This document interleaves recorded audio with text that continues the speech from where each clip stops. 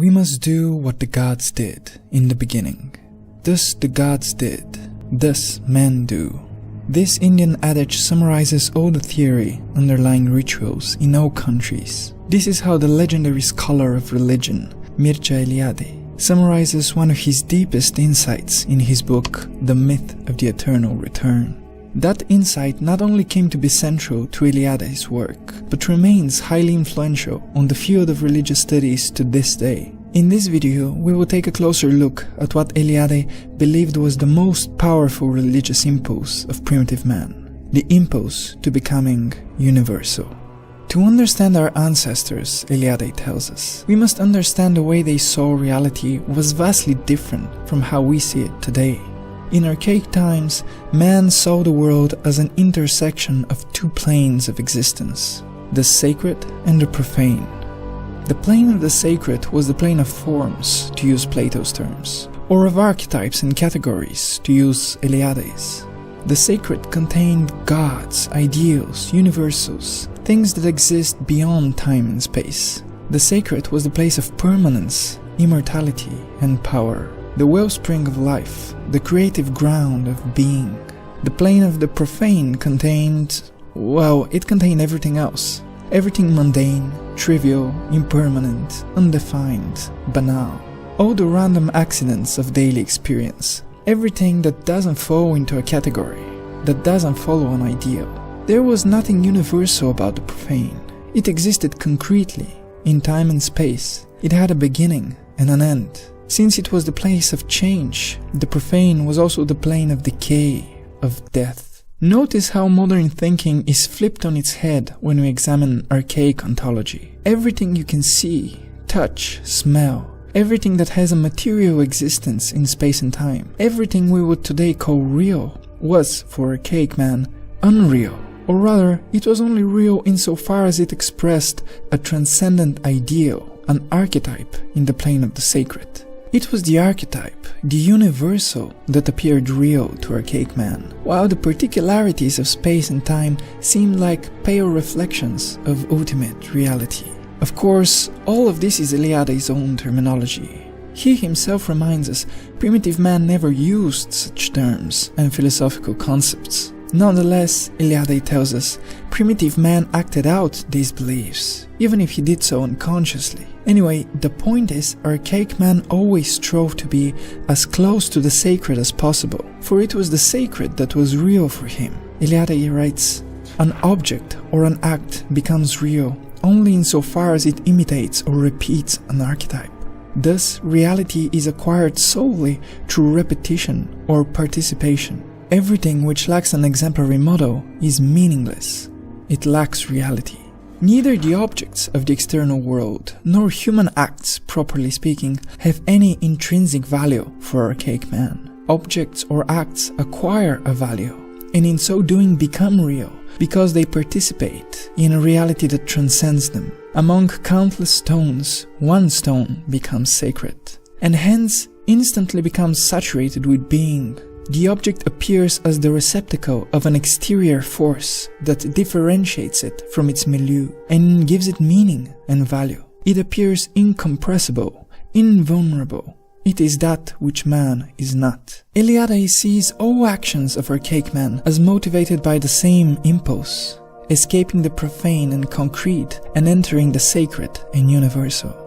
In Ernest Becker's terms, this translates as escaping death and entering into immortality. We can see then how the biological instinct for survival evolved into a psychological drive to remain in reality, in the realm of the sacred. But how did archaic man enter the plane of the sacred? Well, his technique for achieving this was, in Eliade's terms, repetition, imitation, and participation. In simple words, since the plane of the sacred contained all life, meaning, and reality, primitive man modeled every aspect of his life after sacred archetypes. For example, marriage was performed as a repetition of the cosmic union of opposites. Conflict was perceived as an echo of the war of the gods. Building and crafting were an imitation of cosmic creation. Eliade gives us the following example of the art of building in ancient India. In India, before a single stone is laid, the astrologer shows what spot in the foundation is exactly above the head of the snake that supports the world.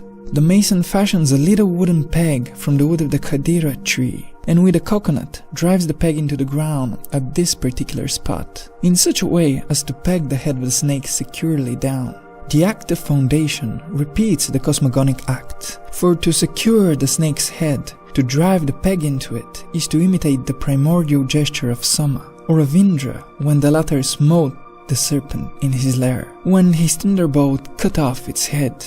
The serpent here symbolizes chaos, which Indra conquers and converts into order. This, of course, is the sacred meaning of laying the foundations for a new building, as the ancient Indians well understood. It is through this technique of repetition or imitation that a concrete, otherwise profane action becomes universal and thus sacred. By identifying with a myth or an archetype, man participates in ultimate reality and enters the plane of the gods, of life everlasting. This leads us to a fascinating conclusion. Whereas our modern culture's highest goal is to become an outstanding individual, to put a dent in the universe, as Steve Jobs put it, in archaic times the ideal was just the reverse. Eliade writes, "The man of a traditional culture sees himself as real only to the extent that he ceases to be himself, imitating and repeating the gestures of another. In other words, he sees himself as real, as truly himself, only and precisely insofar as he ceases to be so." This conclusion might seem less bizarre to those familiar with Eastern wisdom traditions, like Buddhism or Taoism. There, the individual self is regularly depicted as an obstacle on the spiritual path, though for altogether different reasons. Here, Eliade is giving us an alternative reading of this well-known motif. To transcend the small self in the archaic imagination is to transcend the particular, the profane, and enter the universal, the sacred. It is to escape the transitory reality of your individual life, full of random and meaningless particularities, and to connect with the universal patterns of human life. For archaic man, these patterns were best captured by myths and legends. Thus, he strove to participate in these universal patterns through aligning his own life to them as closely as he can manage. Eliade hints that there might in fact be some timeless wisdom in the archaic way of thinking, wisdom we may bring into our own lives even today. He asks us to reflect on the following. What is personal in the emotion we feel when we listen to the music of Bach, in the attention necessary for the solution of a mathematical problem, in the concentrated lucidity presupposed by the examination of any philosophical question? What Eliade is getting at here is the following. Whenever we are deeply immersed in experience, whenever we enter what modern science calls a flow state, all sense of space and time disappears and just the present moment remains. Every notion of a distance between you as a subject and the experience as an object is also gone. What remains is the experience itself, outside of space and time.